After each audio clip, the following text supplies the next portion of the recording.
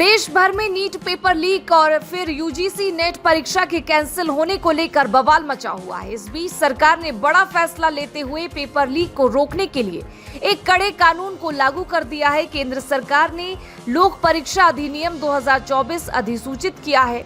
इस anti paper leak कानून का मकसद प्रतियोगी परीक्षाओं के पेपर लीक और नकल को रोकना है। केंद्र सरकार ने इसी साल फरवरी में पारित हुए कानून को शनिवार से लागू कर दिया है। इस अधिनियम के तहत अपराधियों के लिए अधिकतम 10 साल की जेल की सजा और 1 करोड़ रुपए तक की जुर्माने का प्रावधान है। लोक परीक्षा अधिनियम को ऐसे वक्त में लागू किया गया है जब इसे लेकर केंद्रीय शिक्षा मंत्री धर्मेंद्र प्रधान से सवाल किया गया था कि इसे कब लागू किया जाएगा। शिक्षा मंत्री ने कहा था कि मंत्रालय नियम बना रहा है। लोक परीक्षा कानून 2024 में 15 गतिविधियों को चिन्हित किया गया है।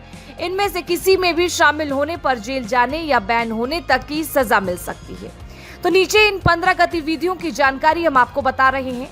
परीक्षा के दौरान किसी भी अनधिकृत व्यक्ति द्वारा एक या उससे ज्यादा सवालों के जवाब बताने पर, किसी भी परीक्षा में उम्मीदवार को किसी भी तरह से प्रत्यक्ष या अप्रत्यक्ष तरीके से जवाब लिखने में मदद करने पर, आंसर शीट या ओएमआर शीट में गड़बड़ी करने की स्थिति में, बिना किसी अधिकार या बिना बोनाफाइड एरर के असेसमेंट में कोई हेरफेर करने पर, किसी भी परीक्षा के लिए केंद्र सरकार द्वारा निर्धारित मानकों और नियमों को जानबूझकर उसकी अनदेखी या उल्लंघन करने की अवस्था में, किसी भी ऐसे डॉक्यूमेंट से छेड़छाड़ करने पर जो कैंडिडेट की शॉर्टलिस्टिंग या उसकी मेरिट या रैंक निर्धारित करने के लिए जरूरी माना जाता है, परीक्षा के संचालन में गड़बड़ी कराने की नीयत से जानबूझकर सुरक्षा मानकों का उल्लंघन करने पर, कंप्यूटर नेटवर्क, कंप्यूटर रिसोर्स या किसी भी कंप्यूटर सिस्टम से छेड़खानी करने को भी इसमें शामिल किया गया है।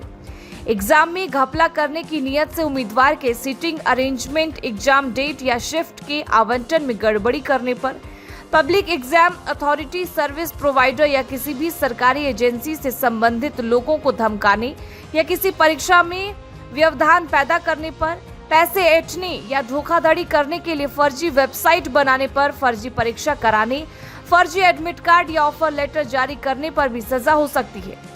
इस कानून का मुख्य उद्देश्य परीक्षाओं में अनुचित तरीकों के इस्तेमाल पर रोक लगाना है।